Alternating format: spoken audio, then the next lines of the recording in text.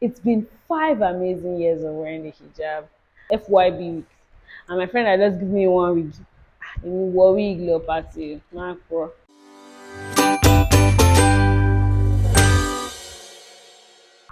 Hi guys. Welcome back to my YouTube channel. My name is Mara Modofi, and today I'll be taking you on my hijab journey. So let's get right in. So I wrote down some pointers so that I don't miss out some details that I want to share with you. So let us start. I'm saying so many so's. That's my filler word. Growing up, we had Arabic lesson teachers coming to teach us. So I would wear the hijab when like I had Arabic classes or when I had to go to Ilekio. Yeah. Or when I had to go to Ilekio. So because my parents were never really around, we would usually spend holidays at my cousins, so my paternal or maternal cousins. For every time we went to my paternal cousins, we would stay with our grandma. So my grandma lived in like a close proximity with three of our daughters. So if we go to grandma's place, we go to one auntie's place, another auntie's place, another auntie's place. That's how we usually spent it, right? So my grandma wore the hijab. She's late now, so may Allah grant her Jannah Firdaus. My grandma wore the hijab, and then my aunties also wear the khimar. So of course my cousins cover their hair, right? So every time we go to spend holidays at my grandma, my cousins are always there too. So we're all there together, and then we all cover our hair together when we're there. But like when I go back to my own house, I've removed the hijab. Anyways, so it went on and on like that. I would just notice that my cousins were always covering their hair. And then when we go to my grandma's place for holidays, we would usually go to the Arabic school during the holidays. And of course, when we're going to school, we would have to cover our hair now. So those were like the times that I covered my hair during my childhood, right? Now, in primary school, while I was in school, I didn't even go to a Muslim school, so covering my hair was not like it's not a big thing. It didn't really occur to me. It was just go to grandma's house for the holiday, cover your hair when you want to pray, cover your hair when you want to go to the mosque, like that. Now, secondary school was pretty much the same. I only covered my hair when I wanted to pray, when I wanted to go for Arabic schools, when I had my teacher come teach, or when I go to my cousin's place or grandma's place for holiday. But like if you ask the Miriam of secondary school if she would ever cover her hair, she'll tell you no. And I would scream that no out like a million times. And here's why. Because I never really I was struggling with a lot of things, right? I was like, I was obsessed with being a boy at that time in my life, right? I just feel like men have it too easy. Like they don't have to do anything special. Women, it's you that has to cover your hair. It's you that has to dress modestly. Like how many modesty is a man's dressing? A man can wear shorts and it's good. A man doesn't have to cover his hair. Like so, I was just trying to like understand why women have to do all of those things that men don't. I feel like it's unfair to a woman because it's like a lot for her compared to the other gender. So if you had asked Miriam of secondary school should ever cover a that no would be outstanding, like a resounding no. So that was majorly it in secondary school, right? Then we moved to the university. So when I had gotten admission into the university, I'd always been telling myself I wanted to start covering my hair. So I told my auntie I was living with at that time, and she took me to the market. We got some turbans and like 2 scarves. And the plan was that I would start covering my hair to school. But guess what? When I resumed, I didn't start covering my hair. I just looked at the turbans in my locker every day in Fagunwa 101. I've forgotten that room number. P101, yes, the first room. I'll just look at my turbans there and I never wore them. I only wore them to mosque on Fridays. I never started covering my hair. And there was really no reason why. But here's something important. I think that Allah would usually send someone to me at different points on this journey. So when I came to Unilag for my registration. I met a cousin of mine who also came for our registration, and she was covering her. And I said, "Look at your life in the open. Suliat is covering your hair." By the way, I never told Suliat this. Suliat is covering her hair and you are there, not covering. It's not even like your hair is very long, Rapunzel, that you are not covering it, right? So, kind of seeing Suliat cover her hair made me want to cover my hair.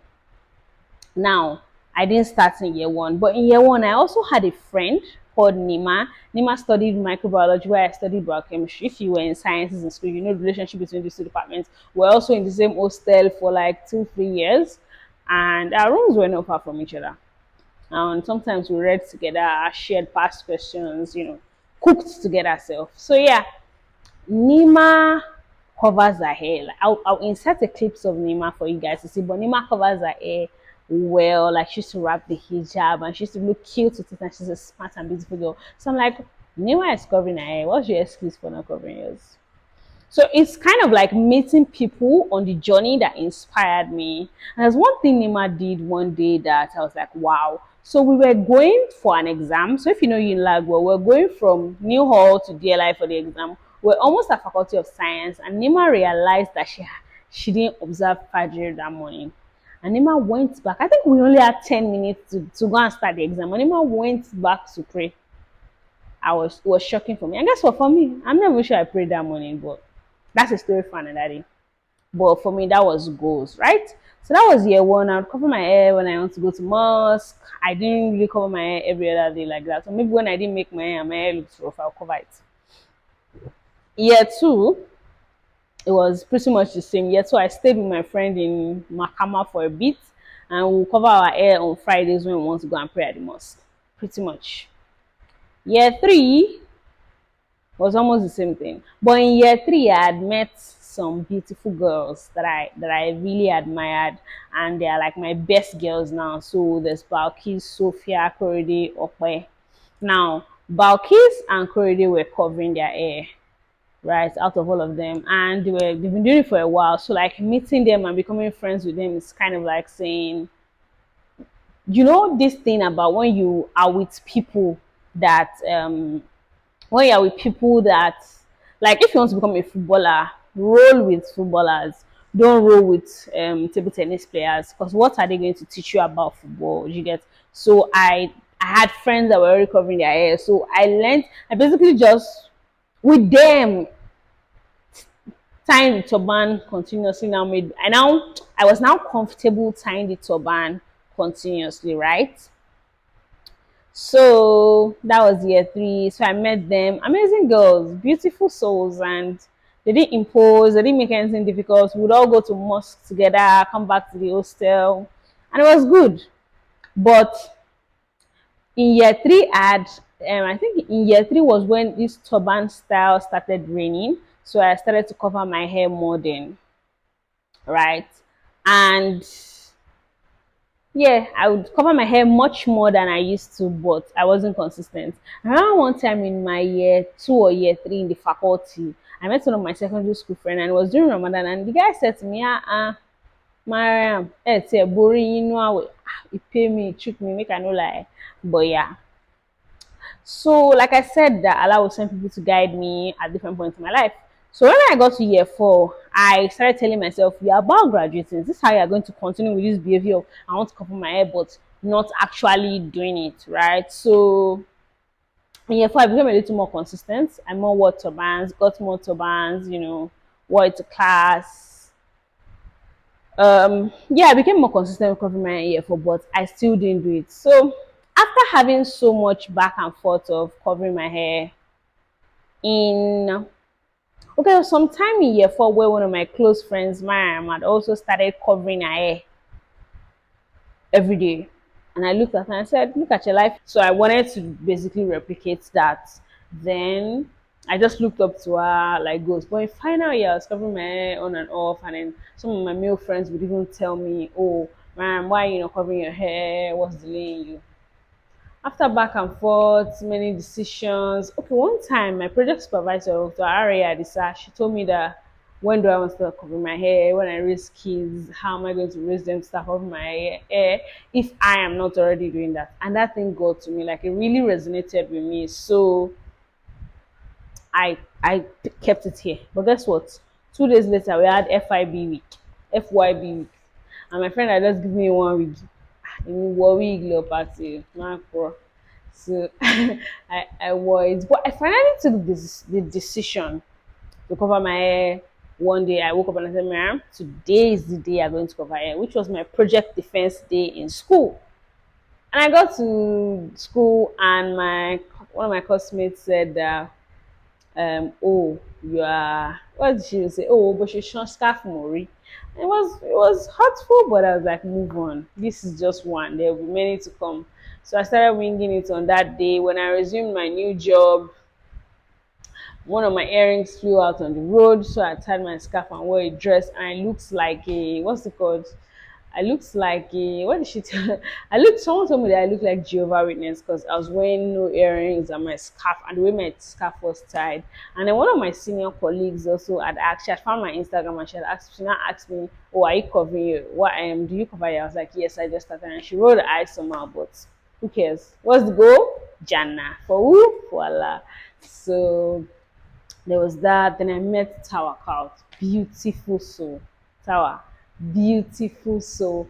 I met her. She covered her hair and she also dressed modestly. She gave me goals to want to dress more modestly. We would pray together, eat together, run together, gist together, talk about all our problems together.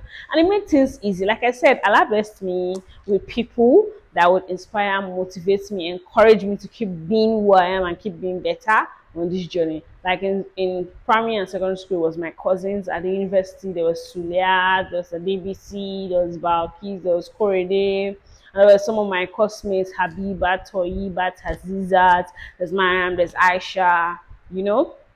And then after university, in my first internship, there was talk out. In my second my job, then there was Mariam, and then my current job, yeah, there's Barakat. So that at every point, I've always had someone that I would find a friend in and would always guide and encourage me. Another thing that helps me on this journey is Instagram. I noticed that when I started to cover my hair, my Instagram was filled with people that didn't cover their hair. So our goals did not align. So what I did was I think I found one person and I followed her, and Instagram started suggesting other people that covered their hair, scarf vendors, this and that. And it was beautiful from that day on. I remember when I used to go to my friend's house when I started my first job. I would go to her house with my turban tied, and when I'm leaving her house, it's until I get to her gate or the bus stop that I realize my turban is not on my head. As I was saying, I met Tawa, and Tawa is a beautiful soul. We used to pray together, eat together, buy a father together, walk to Jumat on Friday together, and it was amazing. Like I enjoyed every bit of it. And Tawa also Tawa dressed modestly, and Tawa is somebody that I look up to every time I'm thinking of modest dressing and all. So yeah, like I said, Allah always send people to me that will guide me on my journey. So yeah. So that was Tower. Then I got to another place of work, right? And I met another person, Mariam, my namesake, and we just fell in love with each other, became good friends, prayed together, ate together, ordered ice cream together, ran together, and it was beautiful. Now, when I got to this place of work was when I transitioned from turbans to hijab. And how I transitioned is one day I wanted to stop attaching things to my hair. Then when I stopped, my hair became flat and tying scarf became very difficult. So it's taken me like 30 minutes to tie the perfect scarf, to put the hump and everything. I was tired of getting late to work because I wanted to tie the perfect scarf. So one day I was late already, tried different things, it wasn't forming, I didn't feel pretty, didn't feel beautiful enough. So I said, you know what, I'm going to drop this scarf on my head. I dropped the scarf on my head, I was going to work, breeze was blowing into me, so I put one hand to I crossed them over each other, the right to the left and the left to the right, and I went to work. And a couple of halaja here and there for a couple of days, for a while.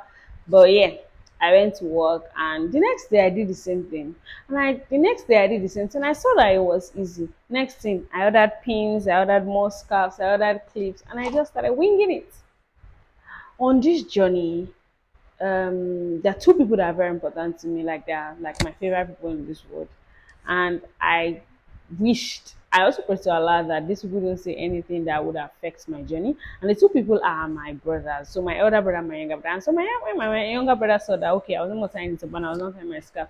So when my elder brother saw it, was like, oh, is this how you're like you're not wearing the hijab now, you're no more wearing the ban? I said yes. It's like, oh, okay. My younger brother is a joke. Like he's a joker. So next thing just say, hey, Ajamira, Amira, the only one in the who just teased me about it. And it was fun, right? So they didn't say anything. So if those two people didn't say anything, and I very prayed about it that I didn't want those two people to say anything that was going to affect my journey.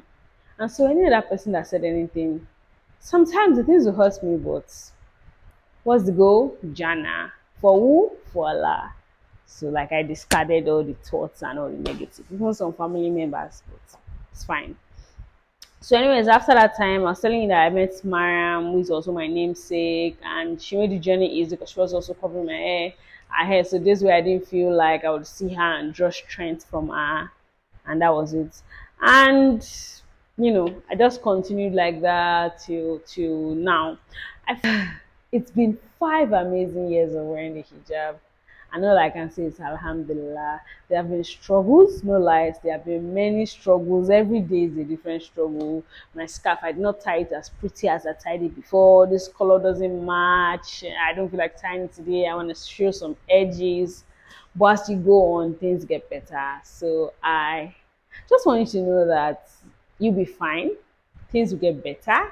Keep trying.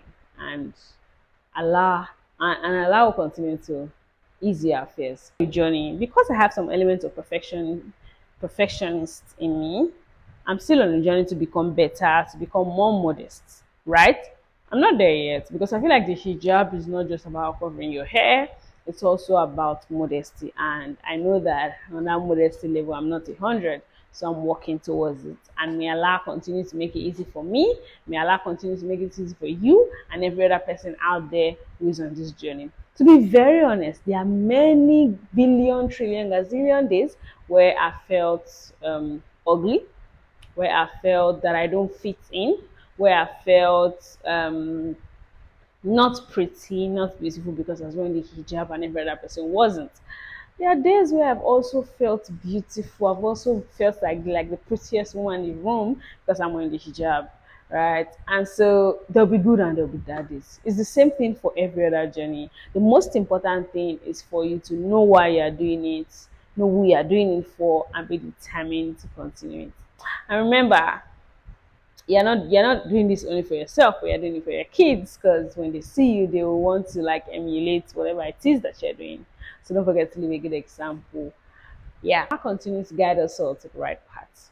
That's my hijab story, guys. I hope you enjoy it. Please like, share, subscribe, and also share with every other woman out there. I know you probably have some friends who used to cover their hair before and are no more covering it now. You can share this with them. It can inspire them to cover their hair back, or people who have not even started covering their hair at all. They're on this journey, they keep going back and forth. You can share with them.